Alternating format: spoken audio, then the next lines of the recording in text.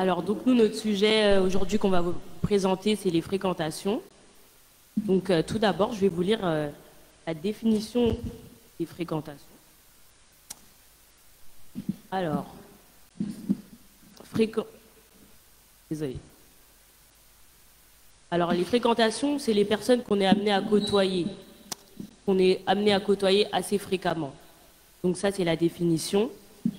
Et pour illustrer un peu notre thème, on a le verset Proverbe 13-20. Celui qui fréquente les sages devient sage, mais celui qui se plaît avec les insensés s'en trouve mal. Donc, il y a différents types de fréquentations qu'on voudrait vous présenter. Il y a les fréquentations amicales, les fréquentations amoureuses, les fréquentations au travail, il y a même les fréquentations dans la famille. Et ce qu'on voudrait mettre en avant, c'est qu'il y a des bonnes fréquentations, mais il y a aussi des fréquentations qui sont mauvaises. Donc c'est surtout ça qu'on va vous présenter aujourd'hui.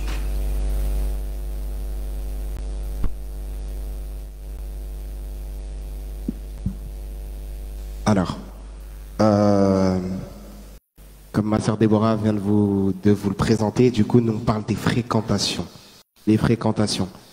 Je ne veux pas encore vous définir je vais pas encore vous donner la définition des fréquentations. Je pense qu'elle vous l'a bien expliqué. Ce que je pourrais dire, c'est que il est très important pour un enfant de Dieu, voire un jeune, pour une personne, pour tout type de personne, d'être bien entouré. Amen.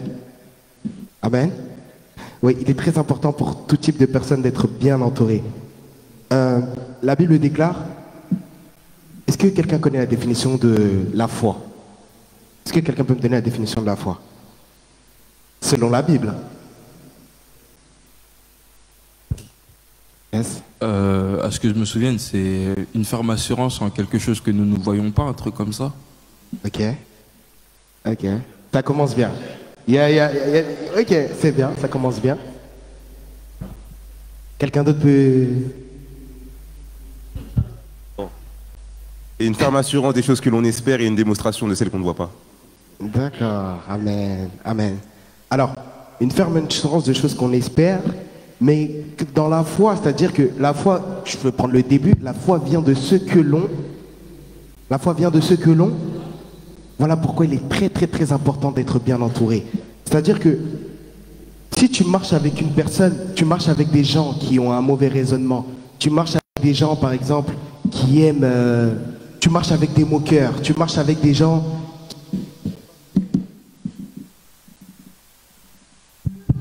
qui n'ont pas forcément de but dans la vie.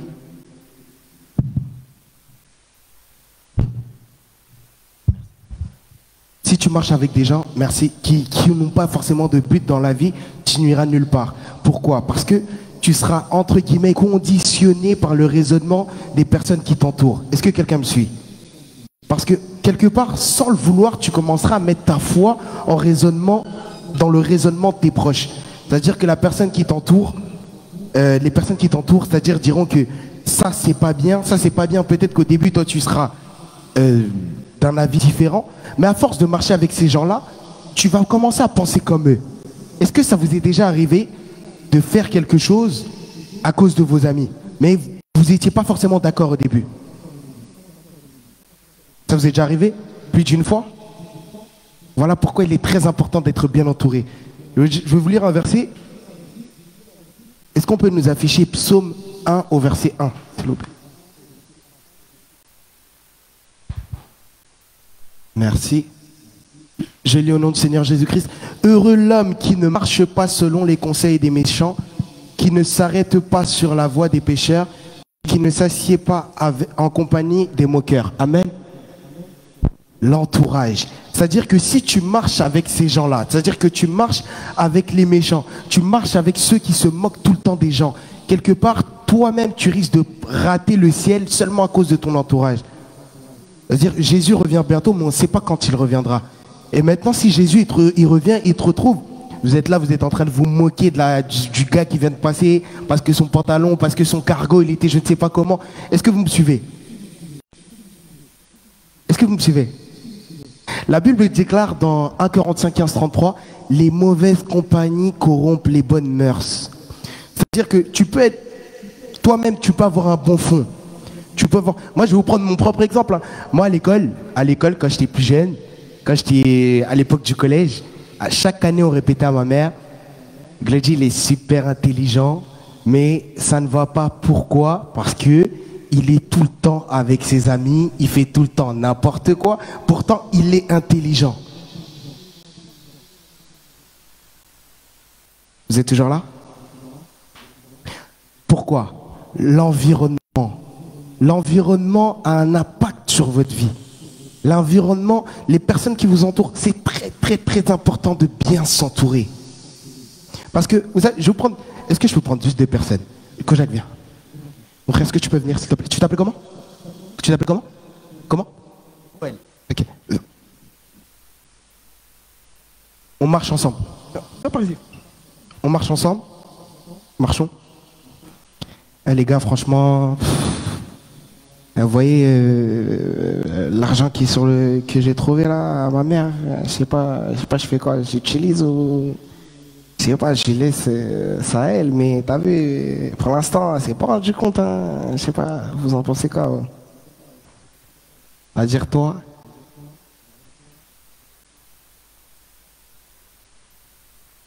Moi, vous en pensez quoi? Moi, j'en fais quoi, moi, de cet argent?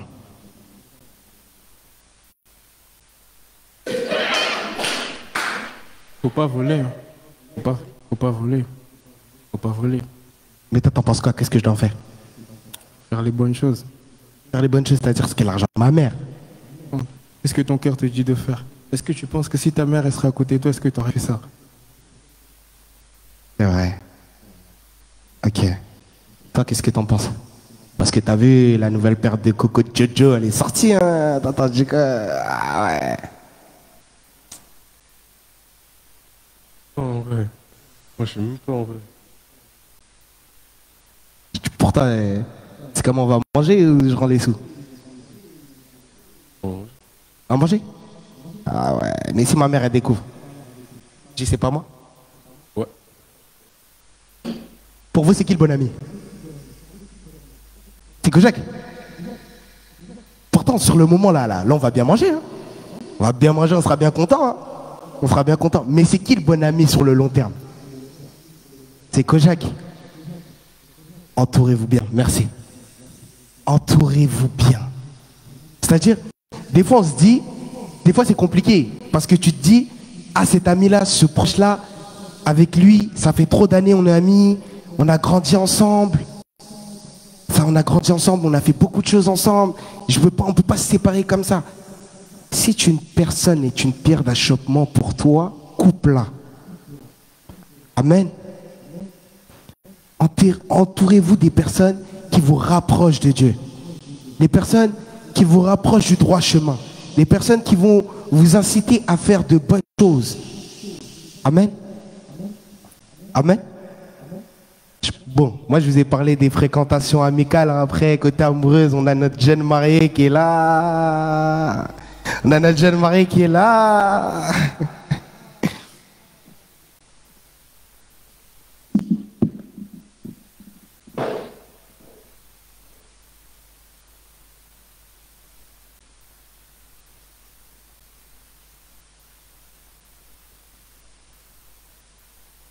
Bon, alors juste pour conclure par rapport à tout ça, parce que Glody nous a parlé des fréquentations amicales, mais en soi c'est le même raisonnement pour toutes les fréquentations, que ce soit fréquentation amoureuse, enfin ça c'est un peu plus compliqué, mais si la personne elle n'est pas bonne pour toi, il vaut mieux s'en séparer.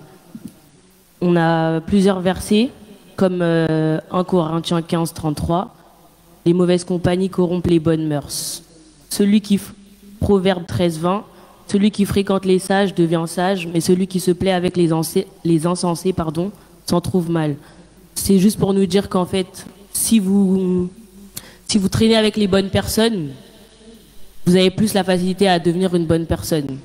Si vous vous entourez des mauvaises personnes, vous ferez les mauvais choix, donc vous avez plus la facilité à être une mauvaise personne, avec des mots simples.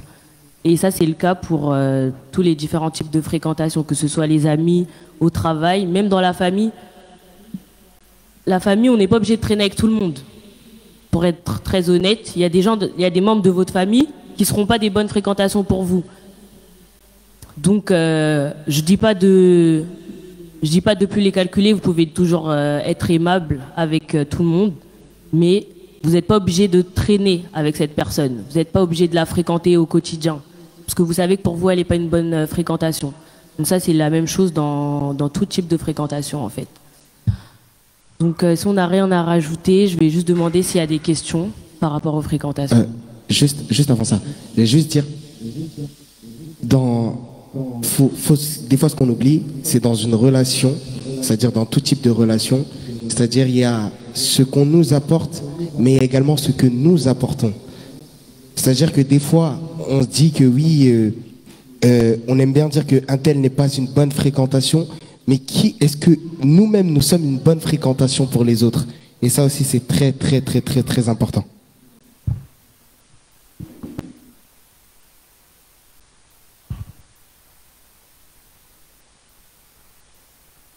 Ça marche? C'est fini? Ouais.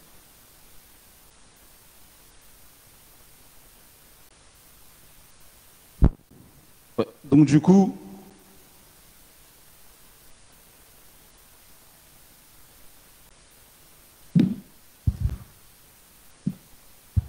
un, deux. Donc, on a pu entendre ce qui représentait en fait les relations, les fréquentations amicales, les mauvaises fréquentations ainsi que les fréquentations amoureuses. Donc, je vais commencer par une première question. Je pense que là, c'est plus fréquentation, ça peut être, c'est amical, amoureuse.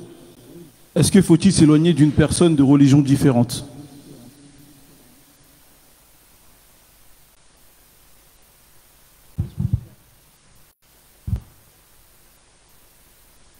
Alors, s'éloigner d'une personne d'une religion différente, non.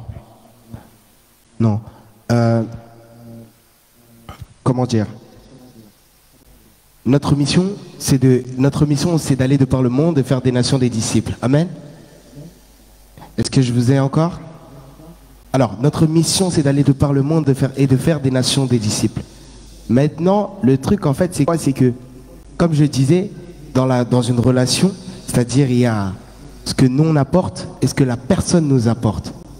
Maintenant, la chose, c'est quoi? C'est que nous-mêmes, quand même nous nous approchons même des personnes qui je dirais même pas, d'une religion différente ou même qui ne sont pas disciples du Christ, parce que, comment dire, au-delà d'une religion différente, c'est-à-dire peut-être une personne qui est chrétienne mais qui n'est pas forcément en Christ, nous devons être sûrs de notre apport dans sa vie. Est-ce que vous me suivez? C'est-à-dire que nous devons impacter et non être impactés. Donc non, moi je dirais non.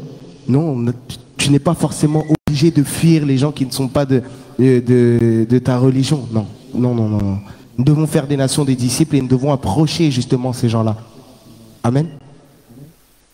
Et surtout, la Bible dit, ceux qui sont mes frères, ce sont ceux qui font la volonté du Père. Amen. Donc voilà. D'autres questions?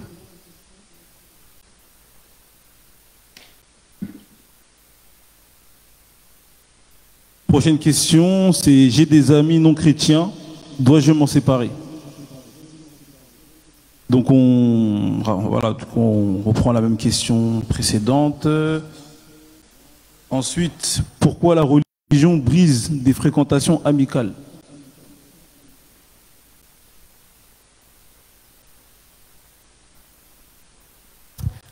Alors, moi je pense que quand on arrive à un certain stade dans notre relation avec Dieu, c'est vrai qu'il y a des amis qui n'ont pas la même vision que nous. C'est juste la vision en fait, qui fait que vous ne pourrez pas forcément évoluer ensemble.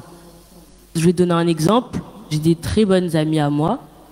C'est vraiment mes H24, comme on dit. Mais en grandissant, moi, j'ai tellement pris la voie de Dieu que il y a plein de choses qu'elles font que moi je peux pas faire. C'est pas qu'on s'aime plus, c'est pas que on n'aime pas passer du temps ensemble, mais nos centres d'intérêt ils matchent pas. Donc En fait, la plupart du temps, moi, je peux pas venir à ce que elles font. Donc, que ce soit aller en boîte, aller à la chicha. Des fois, elles font des anniversaires. Je vais venir parce que c'est mes amis, mais je suis pas à l'aise, en vrai. Puis là, c'est la musique du monde, etc. Et moi, je suis pas quelqu'un de fermé. C'est-à-dire que j'ai envie de leur montrer que c'est pas parce que je prie que moi, je suis au-dessus de vous, que j'ai pas envie de traîner avec vous. Mais toi-même, t'es pas à l'aise, en fait. Donc, tu sens que y a des personnes, tu dois t'en séparer. C'est comme ça. Mais ce que tu peux faire, c'est toujours apporter Dieu à ces personnes et ton amour. Ils verront que c'est pas contre eux au final, c'est juste ta manière d'être. Je pense que si c'est des bons amis, ils peuvent comprendre que c'est pas contre eux, tout simplement. Et parfois pour compléter, parfois c'est aussi une question de saison. C'est aussi une question de saison, c'est-à-dire que des fois, quand tu arrives dans une nouvelle saison ou quand tu entres dans une nouvelle saison dans ta vie, il y a deux sortes d'amis. Il y a deux sortes de personnes dans la vie. Il y a les saisonniers et il y a les sources de bénédiction, les amis de destinée. Et des fois, quand une saison se termine, tout comme on porte un manteau en hiver, on ne porte pas un manteau en été. Quand cette saison est terminée, voilà pourquoi la relation, des fois, s'arrête.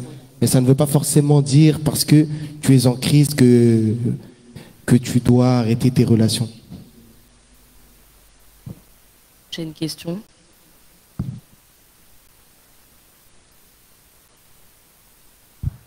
Prochaine question. Peut-on être la voix de la raison parmi les mauvais? Oui, c'est-à-dire mauvaise fréquentation, je pense.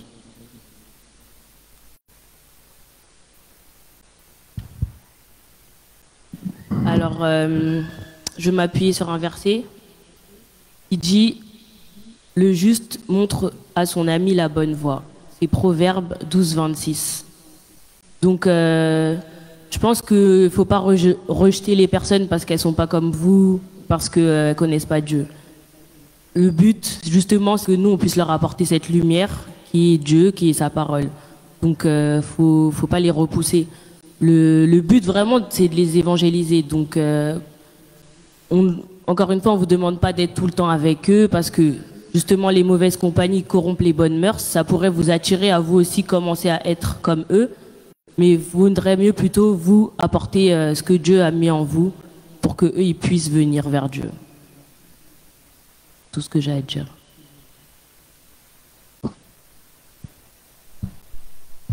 Avant-dernière question. J'ai des collègues homosexuels. Est-il mauvais de passer du temps avec eux?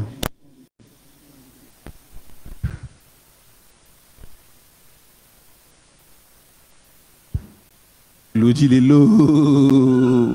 Les lots, c'est toujours, mon gars. Des questions vraiment... Non, franchement,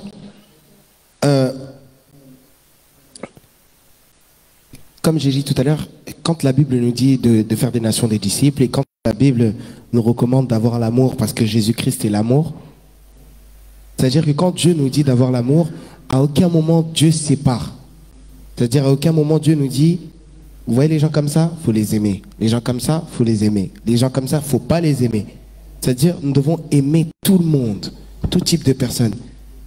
Vous savez, l'Église est un hôpital. L'Église est un hôpital, chacun vient avec entre guillemets, sa maladie, chacun vient, et c'est-à-dire, et nous venons tous au pied du Père afin que Dieu puisse nous faire grâce. Amen. C'est-à-dire que il n'y a pas de grands péchés et de petits péchés. Cette personne que tu vois peut-être homosexuelle, cette personne que tu vois voleur, que cette personne que tu vois menteur, une personne que tu vois, voilà. Cette personne est une personne que Dieu aime également. Amen. Nous devons de les aimer. Les aimer, c'est-à-dire, nous ne devons pas oublier notre principale mission. Moi, par exemple, dans mon travail, juste mon patron est gay. Mais ça n'empêche pas d'être une bonne personne. Ça n'empêche pas d'être aimé dans la société, que tout le monde l'aime, alors que tout le monde n'est pas forcément gay. Amen. Alors pourquoi toi, enfant de Dieu, tu ne l'aimerais pas? Nous devons les aimer, nous devons leur donner de l'amour, mais nous devons les tirer vers Christ. C'est-à-dire, la Bible déclare que nous sommes la lumière de ce monde. Et une lumière ne peut être cachée. C'est à nous d'éclairer sur ces gens-là. C'est à nous de les tirer vers Christ. C'est à nous de les évangéliser. C'est à nous de prier pour eux. Amen. Amen. J'espère avoir répondu à la question. La dernière question, je pense qu'elle rejoint ce que Déborah a pu dire, c'est est-ce que notre groupe d'amis joue un rôle sur notre vie spirituelle? Est-ce que notre groupe d'amis joue un rôle sur notre vie spirituelle? Ouais, notre groupe d'amis, oui, joue un rôle sur notre vie spirituelle, comme Déborah peut le dire, c'est-à-dire qu'il y a certaines choses que peut-être tes amis font, par exemple aller en boîte, comme tu as dit chicha, ou ce genre de choses. Si toi-même tu n'es pas affermi, c'est-à-dire toi-même tu n'es pas affermi dans les choses de Dieu, si toi-même tu n'es pas affermi, tu tomberas dans ces choses-là. Tu tomberas dans ces choses-là parce que tu te diras, ah mais c'est un tel, si je ne vais pas, comment ils vont me voir? Alors qu'en tant qu'enfant de Dieu, tu dois rester ferme. Tu dois rester ferme. C'est-à-dire, comme je disais tout à l'heure, c'est toi qui dois les impacter et eux t'impacter. Donc Déborah, je te laisse finir. Non, mais c'est dur. Bon, bah, par rapport aux fréquentations, c'est tout ce qu'on avait à vous dire. Que donc, si vous mettez Dieu devant, c'est vrai qu'il y a des personnes avec qui vous pourrez plus évoluer, mais ce qu'on voudrait surtout, c'est que vous puissiez pas rejeter les gens, mais que vous puissiez les ramener à Dieu. Tout simplement.